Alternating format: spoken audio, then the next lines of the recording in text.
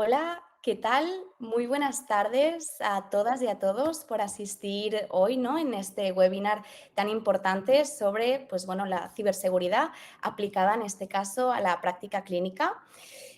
Bueno, para quien no me conozca, soy Claudia Peralta, parte del equipo de Olo. Me gustaría presentarme también para aquellos que a lo mejor no me conozcáis tanto. Para que sepáis, pues bueno, yo formo parte del equipo de Olo desde el principio, de hecho fui la primera trabajadora en empezar y a día de hoy, ¿no? Aquí seguimos a pie del cañón en este momento tan importante y bueno, me gustaría ahora sí, ¿no? Presentar al gran compañero, ¿no? Que nos está ayudando muchísimo a dar luz y a daros luz a vosotras y a vosotros sobre este gran tema. Me gustaría, pues bueno, que entendamos, ¿no? A esta persona que tenemos aquí con nosotros. Víctor Orgaz, pues bueno, es especialista en ciberseguridad, delegado de protección de datos, certificado pues según el esquema de certificación de la Agencia Española de Protección de Datos, que desarrolla pues bueno, su actividad en este caso en Canarias y colabora con el Colegio de Psicología de Las Palmas. Víctor, no sé si quieres añadir alguna presentación extra sobre ti mismo. Nada, muchas gracias. No, poco más que añadir, ¿no? Estoy desarrollando la actividad aquí en Canarias, ¿no? Con colaboración con el Colegio de Psicología, ¿no? Soy el delegado de protección de datos del colegio y ayudo también a los psicólogos que aquí de Canarias, de la provincia de Las Palmas en concreto, cuando tienen alguna problemática o tienen alguna consulta relacionada con protección de datos, pues se les da soporte y se les da apoyo junto con el departamento jurídico del propio colegio para resolver todos los problemas que puedan tener. Un placer contar contigo hoy. Es una gran labor, ¿no? La que ofreces y la que ofrecéis tú y tu equipo.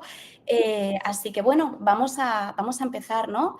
Antes de nada, antes de empezar, para que entendáis un poquito cómo vamos a estructurar este webinar, yo ahora voy a dar un poquito de contexto global sobre la situación, que para muchos o para muchas a lo mejor puede ser algo nuevo, ¿no? O que nunca nos hayamos fijado en esta realidad que estamos empezando a vivir. Y después, pues bueno, vamos a poner en práctica, vamos a mostrar un seguido de casos prácticos y Víctor, pues bueno, nos va a ayudar, en este caso nos va a indicar a, pues, cómo tendríamos que reaccionar ante posibles situaciones. Entonces, antes de empezar, bueno, en los últimos años, ¿no? Pues estamos viviendo pues, un incremento muy significativo de ciberataques a nivel global, especialmente dirigidos a sectores, ¿no? Que gestionan información sensible, ya sea pues, como el sanitario, el financiero o el educativo. España, pues bueno, no es una excepción, ¿no? De hecho, organismos como el INCIBE y la Agencia Española de Protección de Datos llevan tiempo alertando de que estos ataques a empresas y organizaciones que están creciendo de forma constante, bueno, pues tanto en volumen como en sofisticación, ¿no? Este tipo de incidentes no afectan únicamente a pequeñas empresas o a grandes corporaciones, sino que forman parte de un contexto internacional en el que los ciberdelincuentes, ¿no? Por decirlo, por darles un nombre, buscan acceder a información valiosa independientemente del tamaño de la organización, ya sea hospitales, ¿no? Universidades, administraciones públicas y plataformas digitales de todo el mundo están sufriendo, desgraciadamente, pues, bueno, incidentes similares en estos últimos años, ¿no? Entonces, bueno, bajo este contexto es importante entender que hoy en día ninguna organización conectada a Internet puede garantizar un riesgo cero. La verdadera diferencia está, pues, bueno, en la rapidez con la que se detecta un incidente similar y cómo se contiene y, bueno, obviamente en las medidas, ¿no? Que se implementan posteriormente para reforzar la seguridad. Por eso, pues bueno, cada vez más organizaciones, en este caso como la nuestra, como EOLO, estamos invirtiendo de forma constante en ciberseguridad y en la formación para profesionales, en este caso, pues justamente como en el día de hoy, con el objetivo de proteger mejor, ¿no? La información y reducir al máximo estos posibles riesgos. Así que, bueno, espero que haya podido quedar claro, ¿no? Un poquito este contexto global. Dicho esto, vamos a empezar. Entonces, empezamos por lo grande, ¿no? Bueno, amenazas de publicación de información confidencial, ¿no? A partir de aquí, pues, bueno, no sé, Víctor, ¿cómo deberíamos, ¿no? De reaccionar ante, pues, imaginemos, ¿no? Una psicóloga o un paciente incluso que recibe este tipo de amenazas de tenemos X datos, ¿no? Ya sean identificativos o no. ¿Cómo debemos reaccionar ante estas amenazas de publicación de información confidencial? Bueno, en primer lugar, hay una máxima que es que no hay que ceder nunca a lo que son las amenazas ni a las extorsiones. Porque en muchos casos las comunicaciones o las llamadas que se reciben no responden realmente a la situación real, ¿no? En muchos casos realmente no tienen la información que dicen que tener, pero tienen algún tipo de información que permiten contactar con la víctima para que tenga miedo diciendo que, o que piense que realmente tiene una información que puede publicar que puede ser sensible, ¿no?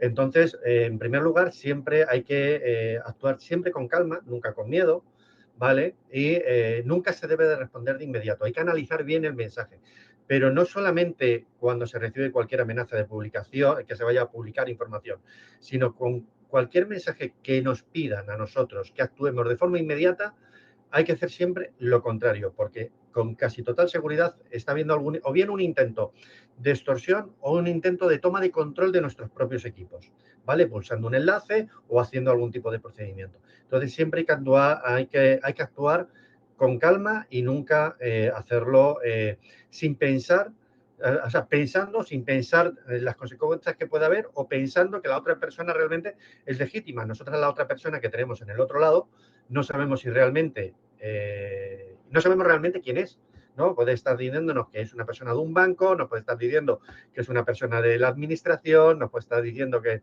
es cualquier tipo de persona, pero realmente nosotros no tenemos la certeza. Y también un elemento muy importante es intentar recopilar toda la información posible si existe algún tipo de extorsión. O sea, si hay un correo electrónico, coger y imprimirlo. Si es un mensaje de WhatsApp, pues coger y copiar la pantalla de WhatsApp, porque WhatsApp nos va a permitir a la persona que nos está amenazando o nos está intentando que actuemos de una determinada forma, le va a permitir borrar mensajes. Entonces, hacer una copia de la pantalla del móvil, hacer una copia del SMS, pulsar normalmente en los móviles, se copia la pantalla en los Android, se copia pulsando bajar volumen y encender, se pulsan las dos teclas y se hace una copia de la pantalla. Entonces, recopilar toda la evidencia que se pueda para tener pruebas de que realmente se está intentando actuar de esa forma. Y denunciar directamente a la policía, irse a la policía, ¿vale? Y denunciar el caso. Oiga, mire, se han puesto en contacto conmigo, bien por WhatsApp, bien por SMS, bien por llamada telefónica, esta persona de este número de teléfono y me ha dicho que tiene esta información y tal. Y denunciarlo. Hay canales directamente por Internet que se puede denunciar. Si se busca en Internet delitos telemáticos, viene un canal directamente para poder denunciar esos hechos, ¿no? Y por último, pues, bueno, reforzar la seguridad, ¿no?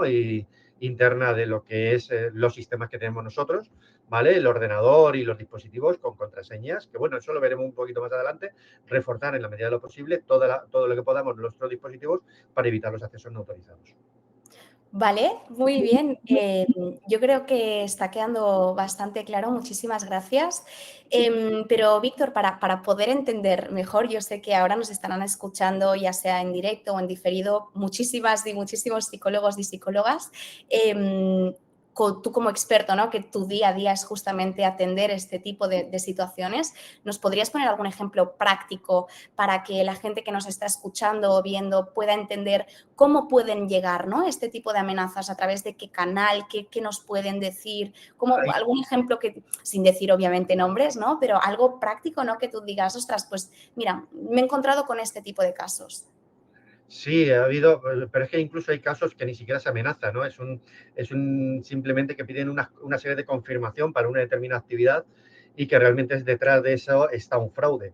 Por ejemplo, yo conozco un caso en el cual, pues bueno, eh, se pusieron en contacto vía teléfono WhatsApp desde el extranjero con una persona que tenía un WhatsApp, ¿vale? Aquí en España, diciéndole que, bueno, que habían cambiado la normativa dentro de ese grupo de WhatsApp y que le llamaban porque no habían recibido confirmación de que había leído los cambios de la política dentro de ese propio grupo de WhatsApp, ¿vale? Y que si estaba de acuerdo con la nueva política que tenía el grupo, ¿no? Entonces, bueno, la persona pues estaba un poco así como despistada y dijo, mira, no lo he leído, pero resulta bueno, en principio sí, si no me interesa ya me saldré del grupo.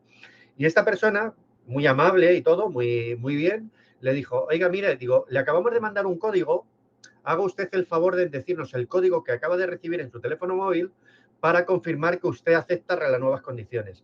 Entonces, por suerte, esa persona no dio el código, le dijo, mira, lo siento, pero yo no voy a dar ningún tipo de código ni nada porque realmente no sé quién eres. La llamada era de Colombia en concreto, ¿vale? Entonces, se dan, por ejemplo, esta es la visión amable, ¿no? Pues se Víctor, puede disculpa recibir que te llamadas interrumpa. Puede ser una llamada de Colombia o incluso desde nuestro propio país, de España o de cualquier otro país. puede ser de desde España. O, por ejemplo, cuando coge, y todos lo habremos recibido también en varias ocasiones, que dice, oiga, tiene preautorizada una transferencia desde su cuenta de 6.500 euros. Llame inmediatamente a este número de teléfono. Y es un número de teléfono que es de España. Y dice que llamemos. Y cuando llamamos, la persona te dice que es del banco, que se supone que eso. Y te pide, oiga, mire, dígame su número de contraseña o dígame su número de DNI y tal. Ellos saben embaucar muy bien para coger y hacer incluso transferencias, ¿no? El vaciar la cuenta, que se llama. Entonces hay muchos métodos y lo que hay que tener siempre en cuenta es, por ejemplo, una forma de amenaza es decir, oiga, tiene preautorizada, tiene confirmada la transferencia de 6.500 euros desde su cuenta bancaria. Si usted no quiere hacer la transferencia, póngase en contacto con nosotros en este número de teléfono o en este enlace, ¿vale? La amenaza realmente no es una amenaza de voy a hacer tal cosa, sino la amenaza es que te voy a vaciar la cuenta, ¿no? Es una amenaza velada, lo que hacen es asustarte. Y al no pensar tranquilamente que realmente eso pueda ser o no pueda ser, ¿vale? Pues la persona llama, le piden una serie de datos y allí ya suplantan la identidad y ahí ya pueden coger y pueden digamos, hacer pues un robo de datos. Un robo de datos, no, un robo realmente de dinero. Y eso es una práctica que se está haciendo muy, muy a menudo. Después hay otros que se recibe un correo electrónico diciendo que han tomado el control sobre la cámara de vídeo y tal, y que han visto a esa persona, pues bueno, pues Madre mía. haciendo escenas privadas, ¿no? Delante de la cámara y que en caso de que no pague una cantidad determinada, lo va a publicar, ¿no? Pues exactamente lo mismo. Yo, por ejemplo, tengo un enlace a numerosas cuentas de correo electrónico, ¿vale? Como delegado de protección de datos, hay muchos sitios que tienen una cuenta que directamente todas las consultas me entran a mí y yo hay una de esas cuentas que a mí me llegan un mensaje, todas las semanas me llega un mensaje en ese sentido. Te Ostras. tenemos grabado, tal, no sé qué, no sé cuánto, o sea, tontería, ¿no? Y entonces, pero lo hacen de forma amenazante. Entonces, siempre hay que, nunca hay Claro, que pero no ceder hay ante que las creer, tentaciones. ¿no? Porque a ti te puede llegar un mensaje amenazándote de que tienen X información, incluso podría ser falso. Efectivamente, no, es que en un porcentaje muy alto, en más del 90% de los casos, es falso. O sea, lo que tienen es tu cuenta de correo. En Claro. algún caso pueden haber cogido y tener tu contraseña porque te han hackeado la contraseña en algún sitio, pero no llega a más allá. ¿Qué ocurre? Que en base a las amenazas, como tienen tu cuenta de correo, ¿vale? A lo mejor te dicen, te mandan un correo a tu cuenta diciendo, te hemos hackeado la cuenta de correo, tenemos acceso a toda tu información, tal, no sé qué, no sé cuánto, después te ponen, tu contraseña es esta, ¿vale? Y puede ser que hayan entrado en la cuenta o puede ser que no hayan entrado en la cuenta de correo. Ya. Simplemente te están diciendo que hayan entrado y que tienen información tuya, pero no tienen la prueba, podemos decir lo que se denomina prueba de vida. Por eso siempre decimos, cuidado con las amenazas porque en muchos casos son falsas o De son acuerdo. muy amplificadas. La amenaza no es tan grande, pero la amplifican mucho jugando con la psicología y dando algún dato que da la sensación de que tienen más información de la que tú piensas. Muy importante. De acuerdo, Víctor. Muchísimas gracias. Vamos a Nada. seguir con el siguiente caso, que es bastante relacionado, ¿no? En este caso, si un paciente, hablando ahora de pacientes, ¿no? Si un paciente recibe una notificación rara, ¿no? Algo raro, o le contactan, ¿qué es lo que tiene que hacer, ¿no? Bueno, en ese caso habría que informar, los colegiados tendrían que decirle al paciente, lógicamente, antes de que esto ocurra, que siempre desconfíe de los email y de las llamadas que sean de personas que no son conocidas. Y si son entidades conocidas, como si pudiera ser, por ejemplo, un banco, una compañía eléctrica, que hay veces que ya viene marcado en el teléfono, te llama Endesa o te llama Banco Santander o te llama el Argentaria o te llama la Caixa, pues si quieren pueden atender la llamada, pero decir, mira, lo siento, pero voy a coger y no voy a seguir hablando contigo, yo ya me pongo en contacto con mi sucursal bancaria y miro este tema. Y ya De está. acuerdo, No, de acuerdo. no debe atender si tiene dudas. Si es una persona con la que ya ha tratado, no tiene ningún, ningún tipo de problema. Vale. Voy Pero a poner desconfiar, perdona, disculpa. pero desconfiar de porque cuando te hackean, cuando toman tu teléfono móvil o toman tu dirección de correo, han llegado ya a un nivel de depuración que consiguen suplantar la identidad perfectamente. Entonces, hay veces que tú puedes recibir un SMS que diga que lo está recibiendo desde ING cuando realmente no lo está recibiendo desde ING, sino desde el que está suplantando. Entonces, mucho cuidado con ese tipo de mensajes. Vale. Y ahora vamos a poner un caso. Realmente todos nos podemos equivocar, ¿no? Todos nos podemos equivocar. ¿Qué es lo que pasa o qué debemos hacer si hemos hecho clic? ¿No? Todo el mundo se puede equivocar. ¿Qué hacemos si he pulsado ahí o qué hago? ¿No? Si se ha pulsado clic en un enlace y ese enlace pide rellenar un formulario, no rellenar nunca los formularios. Una de las máximas es nunca se rellena un formulario en el cual hayamos accedido a través de un enlace. Se coge y si, por ejemplo, es nuestro banco, ¿no? Y dice, acción inmediata, ¿no? Lo que suelen hacer decir normalmente, acción inmediata, se va a bloquear su cuenta, si usted no responde en 2 horas, quedarán subloqueadas su cuenta y sus fondos. Pulse aquí para continuar. Bueno, eso es un claro caso de phishing y de robo de credenciales bancarias. Pues lo que hay que hacer es entrar, no hacer caso del mensaje, entrar tú en tu banco a través del navegador con la dirección que tú conoces de tu banco y hacer la prueba allí a ver si realmente hay ese problema o no hay ese problema. De acuerdo. Pero ante la duda siempre es preferible no actuar. Correcto, perfecto. Muy bien, muy bien, muy bien. Seguimos. Justo estabas ahora mencionando, ¿no? Tema phishing. Para empezar, me gustaría, Víctor, porque no sé si nos va a escuchar, ¿no? Nos va a ver mucha gente. No sé si todo el mundo sabe el concepto de phishing. Entiendo que sí, porque últimamente pues está bastante, ¿no? Pero antes de, bueno, primero, ¿no? ¿Cómo prevenimos este phishing en las consultas online? Pero antes de responder a esta pregunta, me gustaría que pudieras resumir para aquellas personas que a lo mejor no entienden o no saben muy bien qué es este concepto, ponerle pues nombre, ¿no? Bueno, el phishing realmente es una suplantación de identidad, es una comunicación que se realiza hacia alguien diciendo el que hace el phishing, el comete el fraude, está actuando por cuenta, que actúa en nombre de una determinada entidad, ¿no?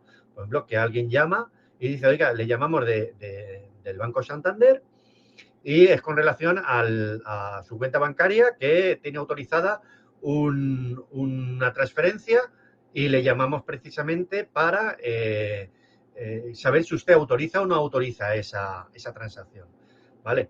Entonces, esa es la forma de entrar. Entonces, lo que hacen es suplantar la identidad, ¿vale? Perfecto. Siempre, vuelvo a repetir y vuelvo a insistir, siempre que se reciban llamadas de ese tipo, decir, vale, muchas gracias por avisarme, yo me voy a poner en contacto directamente con el banco desde mi canal que conozco del banco. Porque usted, no sé, hay una máxima que tienen que tener todos los que nos están viendo hoy y los que nos van a ver en las diferentes sesiones.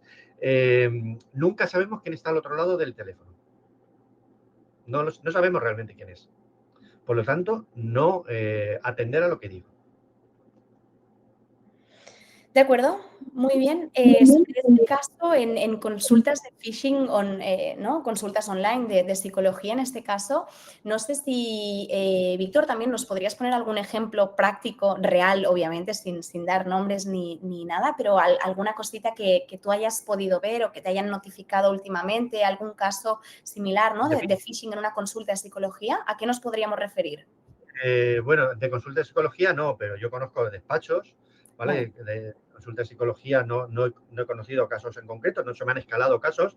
Ten en cuenta que también lo que es el ámbito del archipiélago de la provincia de Las Palmas tampoco es un ámbito muy grande, ¿no?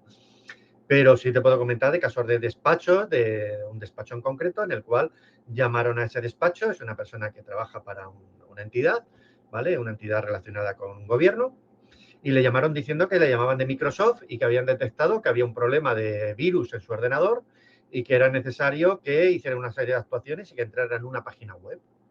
Esa persona al principio se fió de ellos y tal, y entró en esa página web y le dijeron que tenía que instalar un software.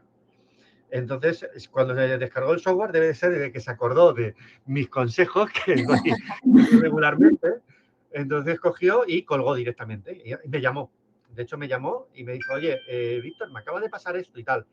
Y digo, ¿qué es lo que has hecho? Digo, esto y esto. Digo, ni se te ocurra. Digo, Microsoft no llama a nadie para decir que hay un problema con el ordenador. Entonces, te han intentado secuestrar tu ordenador, meter un software en tu ordenador, de forma que secuestran y claro, una vez que te secuestran el ordenador tienen acceso absolutamente a todo. Tienen tus contraseñas, tienen todos tus documentos, tienen acceso absolutamente a todo. Entonces, en ese caso no avanzó, ¿no? Pero se puede dar el caso perfectamente con cualquier colegiado, vamos, perfectamente, o con Vale. cualquier persona, realmente no colegiado, sino con cualquier persona. Claro, claro, claro. Me estaba ahora anotando una preguntita, ¿no? Que me surgía mientras nos contabas este caso. Yo entiendo que en situaciones de nervios, ¿no? Imaginemos que recibimos algo y no sabemos cómo actuar. ¿Hay algún teléfono al que recomiendas, ¿no? En este caso a los usuarios, ya sea de OL o incluso como individuos, ¿no? Al que podamos llamar para obtener asesoramiento así más inmediato. Ostras, me acabo de Sí, encontrar con esto. ¿Dónde puedo acudir? ¿A dónde puedo llamar? sí, a ver, hay una entidad que es el INCIBE, ¿vale? Que es el Instituto Nacional de Ciberseguridad, que tiene un canal para usuarios para poder hacer consultas y para poder hacer denuncias, ¿vale? Ahora mismo, pues el teléfono, estoy intentando verlo por aquí, pero ahora mismo no encuentro un No hay teléfono de problema. contacto, ¿vale? Pero Entiendo que podemos hacer una búsqueda, ¿no? Por internet. eh, a ver, he hecho algo aquí en el. A ver, espera un momento, volver a la pestaña. Ahora, que al tocar el ordenador se me ha cambiado. Es el INCIBE, el Instituto Nacional de Ciberseguridad, y ahí no es un hotline, o sea, no es un sitio en el que se pueda hacer preguntas o no se debe de saturar haciendo preguntas que no sean realmente importantes, pero cuando hay cualquier tipo de incidencia seria, es una entidad que colabora y que ayuda para tanto denunciar, si fuera necesario, como para medidas que se tienen que aplicar. De hecho, si los oyentes buscan INCIBE, perdón, INCIBE, Incibe. INCIBE en Google, incluso ahí tienen herramientas de forma gratuita para descargarse y poder aplicar mayores medidas de seguridad en sus propios equipos. Maravilloso. Esto es una información muy, muy valuosa. Perfecto. Perfecto. De acuerdo. Vamos allá. Seguimos. Muy bien. Vamos a pasar por el cuarto, ¿no? Cuarta pregunta. Vamos a hablar ahora de contraseñas seguras. ¿Quién no ha utilizado, ¿no? En este caso, pues desde su fecha de nacimiento hasta, ¿no? Ciertas, bueno, en este caso son cosas normales que hemos tenido normalizadas, ¿no? Durante mucho tiempo. ¿Qué es una contraseña segura? Y después, ¿no? También, ¿qué es la autenticación en dos pasos? Cuéntanos. Vale, sí, uno de los problemas básicos que hay a nivel de seguridad es que normalmente se suelen utilizar contraseñas débiles, ¿vale? O flojas, ¿vale? Contraseñas que, bueno, pues son muy fáciles de recordar por parte nuestra. Además, la repetimos en 200.000 sitios, o sea, la ponemos en el correo, la ponemos como contraseña de acceso en el ordenador, la ponemos para hacer compras en el supermercado online. Bueno, la utilizamos realmente, tenemos una contraseña que nos resulta muy cómoda y la utilizamos para todo, ¿no? Entonces, bueno, normalmente ese tipo de contraseña suele ser una fecha de nacimiento, una dirección, un evento que repetimos muy a menudo y que ocurre que en el momento que haya un hackeo, que haya un problema y tal, porque utilizan sistemas, hay muchos casos en el que las contraseñas se utilizan, para robar contraseñas, se utilizan sistemas que se denomina de fuerza bruta. Por ejemplo, si nosotros ponemos una contraseña que es nuestra fecha de nacimiento, que son 8 números, actualmente cualquier sistema informático te saca la contraseña que corresponde, te la puede sacar fácilmente en una hora, ¿vale? Y eso porque es una contraseña débil, ¿vale? O si utilizamos palabras que son sencillas o palabras en inglés, muchas veces se utilizan palabras en inglés. Entonces, esas contraseñas no son seguras. Realmente lo que hay que utilizar son contraseñas mínimo de 10 o 12 caracteres, que utilicen al menos un carácter especial, entendemos por carácter especial, porcentaje, ampersand, dólar, barra, etcétera. Y nosotros en España tenemos un comodín. El comodín que tenemos es la ñ, que es un carácter especial que nada más no se repite en el resto en la gran mayoría de los países y que es muy recomendable utilizarla porque es mucho más fácil de encontrar de poder romper esa contraseña. Esto, Víctor, lo escuché, perdona que te interrumpa, pero a mí también, obviamente, estoy intentando aprender también al máximo. Escuché hace poco, de hecho, justamente, claro, en España tenemos el teclado justamente con la ñ, es justamente, ¿no? Porque hay muchos sitios alrededor del mundo que no tienen la ñ directamente en el teclado, no existe. Es prácticamente, es exclusivo de la lengua castellana, del español. Claro, claro, Es claro, exclusiva claro. del español, ¿vale? Y bueno, pues los países latinoamericanos también la tienen, pero después, ¿dónde son los mayores hackers? ¿Qué alfabeto se utiliza? Porque para eso se utiliza un alfabeto, ¿vale? O sea, se llama romper contraseña en base a diccionario, se llama, ¿de acuerdo? Se utiliza normalmente palabras en inglés, siempre. Entonces, en inglés no existe la ñ. Entonces, como no existe la ñ, pues si utilizas la ñ, pues añades un plus de seguridad a la contraseña. Pero aparte de eso, siempre es recomendable utilizar la autenticación, o sea, ya utilizando la letra ñ, utilizando caracteres especiales, que ya incluso hay sitios en los que te obligan a utilizar caracteres especiales, o sea, que tengo mínimo 10, 12 caracteres, al menos una mayúscula, al menos una minúscula, al menos un carácter especial, y yo siempre recomiendo la ñ, vuelvo a insistir, ¿vale? Hay otro elemento que es la autenticación que se denomina autenticación en dos pasos, ¿vale? En dos factores, que es que lo que hace es que, aparte de la contraseña, el sistema te genera una contraseña temporal que tiene una validez de 30 segundos, de 1 minuto, de 2 minutos, ¿vale? Que si tú no pones esa contraseña, no puedes entrar al sistema. Y esa contraseña temporal que se envía a través de un segundo dispositivo seguro y que se supone que tiene el titular de la cuenta, ¿vale? Normalmente suele ser el dispositivo móvil. Entonces, ¿qué es lo que hacen? Pues nos mandan a nuestra dirección de correo electrónico que tenemos registrada con el alta, nos envían una clave de autenticación que tiene una validez de 5 minutos. Nos mandan un SMS con un código numérico o alfanumérico para poder entrar. Y esa autenticación de dos pasos, si no tienes la contraseña tuya y no tienes ese código de autenticación que va cambiándose cada X tiempo, no puedes entrar a ese sistema. Entonces, es recomendable siempre utilizar esos sistemas de autenticación en dos pasos porque aumenta muchísimo la seguridad. Claro, ¿Vale? en este caso, para reforzar este mensaje, aunque tengamos una contraseña muy segura, ¿no? Con todos los 12 caracteres, mayúsculas, minúsculas, 3 ñes, todo lo que nos has comentado, realmente, jolín, pues tendríamos, ¿no? que empezar, si no lo estamos haciendo ya, a utilizar, ¿no? este factor de doble seguridad. Se debe de utilizar, por no decir casi que se habría que imponerlo. ¿Vale? Correcto. Hay ya plataformas,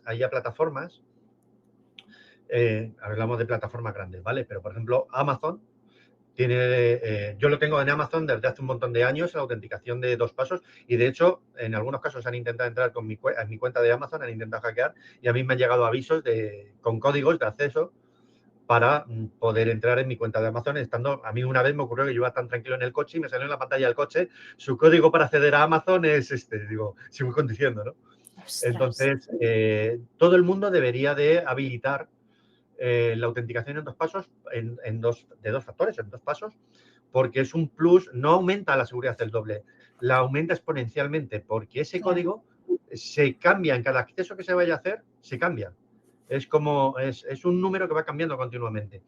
¿Vale? Hay una herramienta que se llama Authenticator, que todo el que tenga Android, si lo busca, lo verá. Es una Mira, de hecho, herramienta. Víctor, paso a la siguiente pregunta porque creo que va muy relacionado, ¿no? Sí, Sí. pero es otra cosa diferente. Vale, Está perdón. relacionado, pero es otra cosa diferente. Pero bueno, sí, va relacionado en el sentido de que el gestor de contraseñas, bueno, el Authenticator lo que hace es ir generando una contraseña cada 30 segundos. Te genera una contraseña para el servicio que tú tienes, ¿vale? ¿Qué es un gestor de contraseñas? Es una herramienta que te genera contraseñas seguras, pero de un solo factor, ¿vale? Y te las almacena él, ¿vale? Pero te genera contraseñas pues de 20, 30, 40, 20, 30, 40 caracteres y de forma inteligible, o sea, no se puede leer, no son palabras como estamos habituados, ¿no? Sino que es almohadilla, ampersand, dólar, barra, barra, comillas, comillas, interrogación, cierre interrogación, o sea, una ristra de códigos, que es lo más difícil de descifrar, ¿vale? Quitando la ñ, vuelve a existir. y el gestor de contraseñas te almacena la contraseña, no te obliga a que tú la memorices, sino que la guarda él. Y cuando tú tienes que entrar en el sitio, te dice, ¿quieres entrar con la contraseña que tengo guardada? Le dices sí y entras. Pero eso sigue siendo un factor de autenticación de un solo factor, no es de doble factor.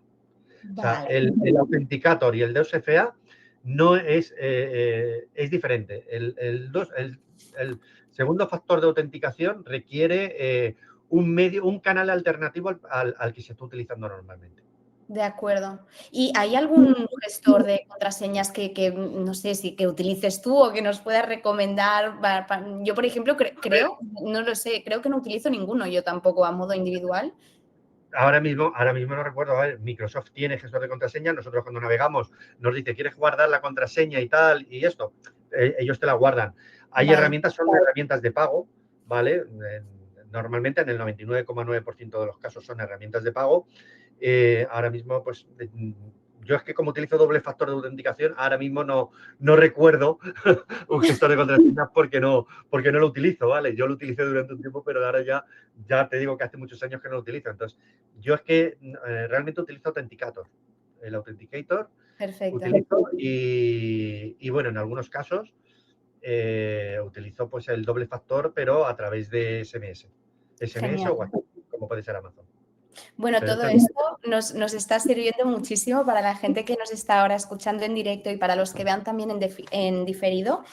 Vamos a preparar un documento, ¿no? Una guía con todo lo que nos está contando Víctor, porque esta información vale oro. Entonces, bueno, muchísimas gracias. De verdad, a mí personalmente también me está sirviendo mucho. Fenomenal, perfecto. Pues vamos a pasar con el siguiente caso. Venga, ¿a qué riesgos nos enfrentamos tanto psicólogos como pacientes? ¿Vale? Podemos ser uno, otro o ambos, si se han filtrado nuestros datos identificativos, en este caso como el DNI. Bueno, a ver, la posibilidad de que se pueda suplantar a una persona que haya un riesgo severo por tener el DNI es muy, muy limitado, ¿vale? Igual que la posibilidad de suplantación. Es mucho más fácil que nos puedan suplantar teniendo un número de teléfono y el nombre de apellidos, ¿vale? Que llaman, hacen una llamada y dicen que llaman en nuestro nombre, o llama una entidad, una supuesta entidad, vuelvo otra vez al caso de los bancos, llama un supuesto banco que no lo es y dice, fulanito de tal, mire, es que le llamamos del Banco Santander porque eso, mire, teniendo el DNI podrían decir, oiga, mire, su número de DNI es este y tal, o su dirección es esta. O sea, si tienen una serie de datos, pueden adornar el asunto. Pero lo que es suplantar es muy, muy remoto. ¿Por qué? Porque normalmente cuando hablamos de transacciones ya a nivel de trabajos con entidades bancarias o pedir créditos, que es lo que mucha gente tiene miedo, de que puedan pedir un crédito a su nombre o cosas de ese tipo, siempre se pide documentación en papel, se pide un documento acreditativo, ¿vale? Entonces, claro, ese documento acreditativo no, solamente teniendo el número no lo saben, porque ese documento acreditativo, el DNI, por ejemplo, tiene un número, que es el número de equipo, ¿vale? Que es un numerito que está justo debajo a la derecha de la fotografía. Si se fijan, hay una ventanita con unas letras y unos números que pone equipo, y ese equipo, digamos que es el código de validación de que ese DNI es real, ¿no? O sea, cuando se hace la verificación del DNI, se pone el número de DNI y el equipo para verificar que realmente hay el equipo u otro. Hay un código que ahora mismo creo que se llama equipo o algo así, pero es un código como de validación. Sí, ¿Vale? correcto. Este código a mí personalmente, para procesos así como más serios o formales, suelen pedirlo, sí, sí. Sí, sí, y es una forma de verificar que realmente el DNI es legítimo y siempre para cualquier tipo de transacción o contrato, por ejemplo, para pedir un crédito, que es que mucha gente tiene miedo, oye, con mi DNI pueden pedir un crédito y tal, es remoto, ¿por qué? Porque ya las entidades van a pedir copia del documento físico.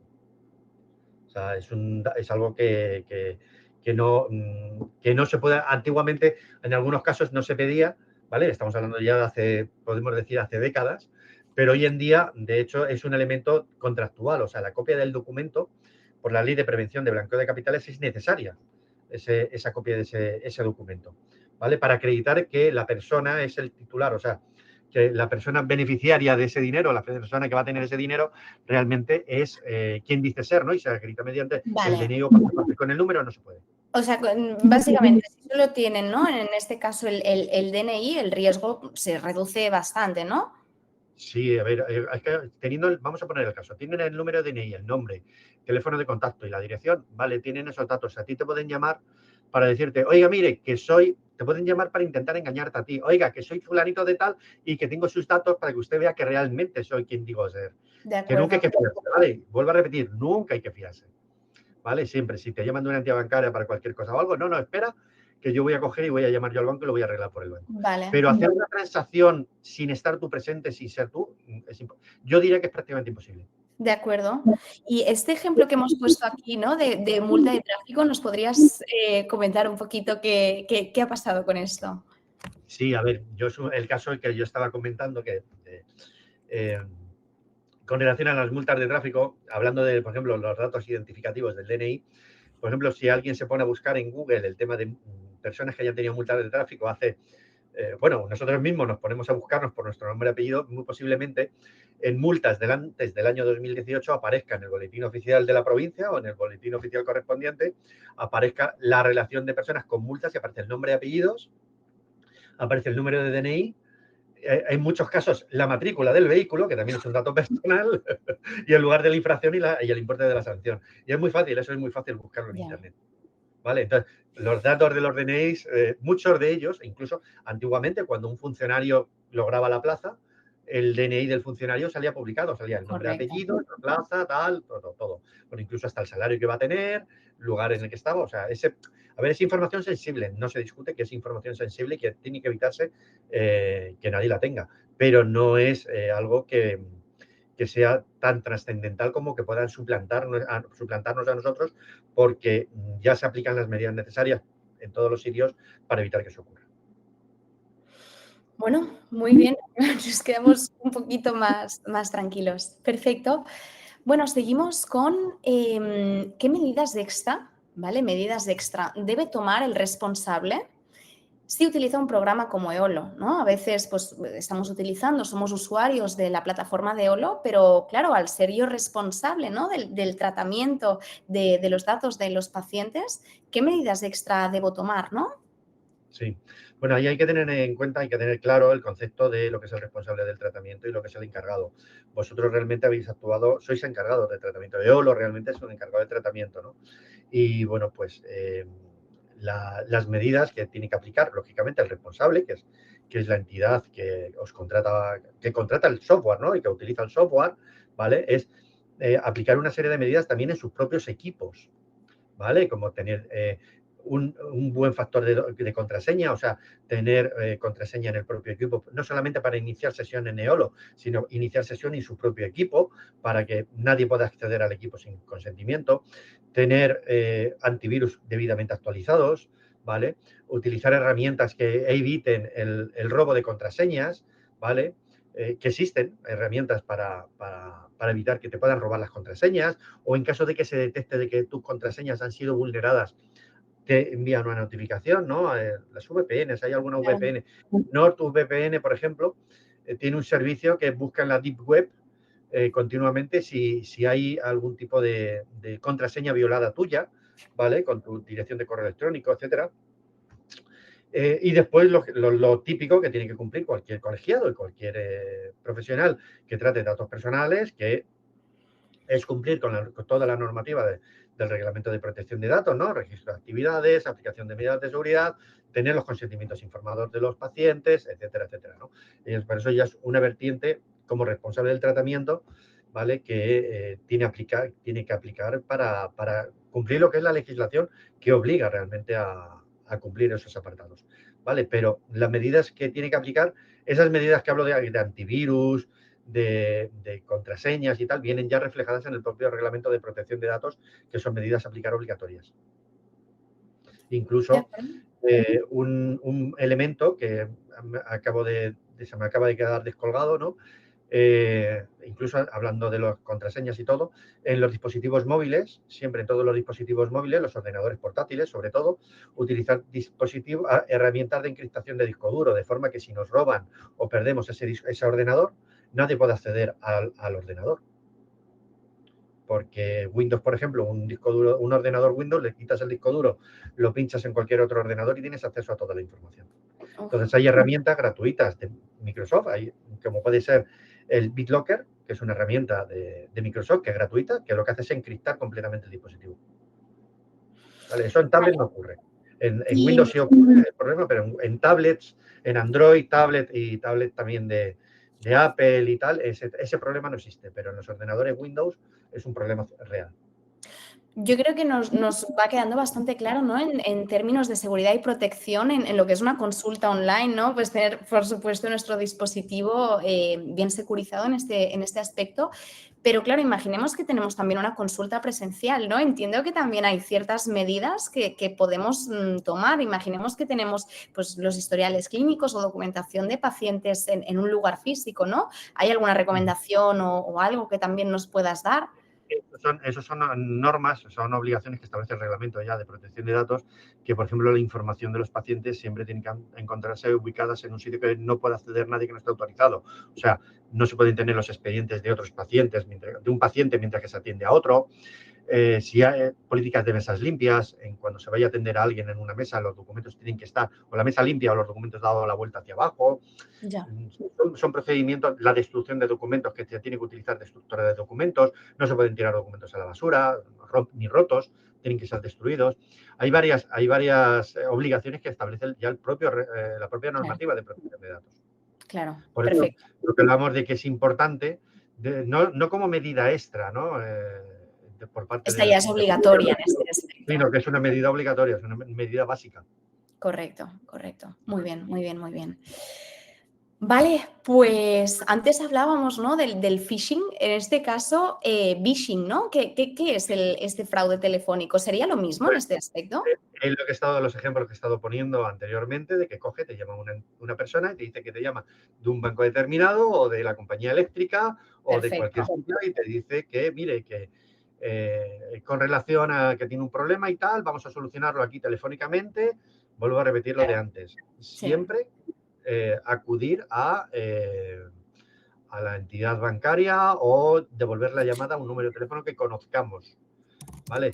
Mucho cuidado, porque en muchos casos se utilizan números de teléfono muy similares a los reales. Por ejemplo, si el Banco Santander, por poner el Banco Santander, tiene un 900, 100, 100, 100, 100, por ejemplo, pues a lo mejor estos señores pues cogen y tienen un teléfono que se llama 911 100 100. Ya. Entonces, cuando tú lo ves, te da la sensación de que es el mismo número y no es el mismo número, porque han cambiado los 3 primeros dígitos. Bueno, ¿Vale? y con los enlaces, esto ya a modo personal quiero compartir una experiencia, ¿no? que a mí misma me pasó hace Sí. bastantes años. Yo fui víctima también de un fraude porque en el enlace yo no me fijé y una L, ¿no? Pues no era una L, era una Cambiar I. una letra. Cambiar una Sí, letra. hay O que sea, estar. eso no se ve, además clonan, lo que pasa es que eso ya no es phishing, sino es phishing, es Correcto. el de Internet, pero lo que hacen es, pero incluso, a ver, yo puedo hablarte de casos que ha ocurrido aquí en Las Palmas, casos de phishing para renovar la tarjeta sanitaria, o sea, suplantando al Servicio Canario de Salud. Agencia tributaria, correos que recibimos, no sé si supongo que algún oyente, algún espectador lo habrá recibido, que le envían una comunicación electrónica de la agencia tributaria. Hay que fijarse bien en el número de DNI que aparece. El truco está en el DNI, pero además nunca hay que pulsar el enlace. ¿Recibes algo de la agencia tributaria? ¿Recibes algo de cualquier sitio? Ah, mira, es de la agencia tributaria. Voy a entrar por la agencia tributaria, por el navegador en limpio y tal. Nunca pulsar un enlace. Y con el phishing, nunca facilitar datos por teléfono. Oiga, dígame la contraseña que tiene usted para poder acceder al banco. Nunca. Porque un operador nunca necesita la contraseña. Me acaba de facilitar el teléfono de ayuda en ciberseguridad, ¿no? de INCIBE en este aspecto. Sería el 017, aún así, que todo el mundo, ¿no? lo pueda consultar, pero efectivamente dice aquí llamar por teléfono para recibir ayuda en seguridad. Podríamos llamar al 017, un número gratuito, confidencial y fácil de recordar en este aspecto, ¿no? Imaginemos que todo el mundo se puede equivocar.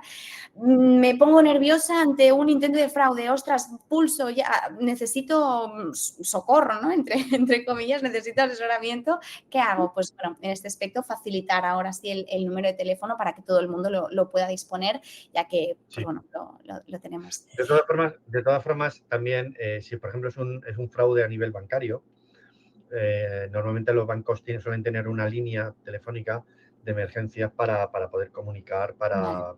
sobre todo por el bloqueo de tarjetas y tal.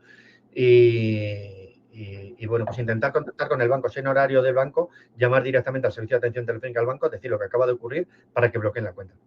Es preferible que bloqueen la cuenta, que no se atienda nada y que nosotros vayamos a la sucursal, que no que nos quiten 500, 1000, 1500 bueno, hay casos que han robado 100.000 euros. Madre mía. ¿Sabes?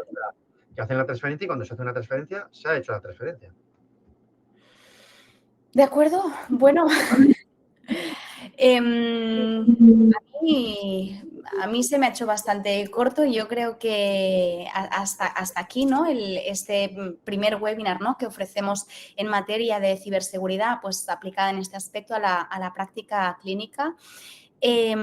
Por mi parte, pues bueno, muchísimas gracias a los espectadores que han estado en directo, que han sido muchos, los que nos van a ver también en diferido. Ha sido un placer increíble poder colaborar contigo, Víctor. Solo tenemos por parte de Olo palabras de agradecimiento, ¿no? Cuando suceden, ¿no?, situaciones, ver que nos mantenemos unidos, que ponemos solución, ¿no?, que abordamos los problemas y ponemos solución. Ha sido un placer poder colaborar contigo. Estaremos encantados de poder seguir, ¿no?, ofreciendo este tipo de formaciones junto a ti, si también, ¿no?, te apetece. Ha sido un placer. Igual para mí. Y nada, porque si hay cualquier tipo de consulta o cualquier tipo de problema, sin problema me lo puedes plantear y bueno, pues si se puede echar por lo menos ayudar, Por ¿no? supuesto. Porque los incidentes que hay a nivel de ciberseguridad, es que es algo generalizado en todos los sitios, ¿no? Es un problema que hay que estar preparado para, porque puede ocurrir. Ocurre, es algo que es el día a día. Yo lo conozco, por mi profesión yo lo conozco de que ocurre muchísimo, en muchísimas ocasiones. Bueno, pues nada más, hasta aquí. Gracias a todas y a todos por asistir. Gracias de verdad, Víctor. Ha sido un placer. Esperamos colaborar contigo en otras ocasiones y que puedas seguir, ¿no?, dando voz y siguiendo, pues informando de la forma tan transparente y clara en lo que has hecho. Así que nada, hasta aquí nos despedimos. Voy a finalizar el evento y muchísimas gracias. Un fuerte abrazo a todas y a todos y a ti, por supuesto, Víctor. Y a ti también. Gracias.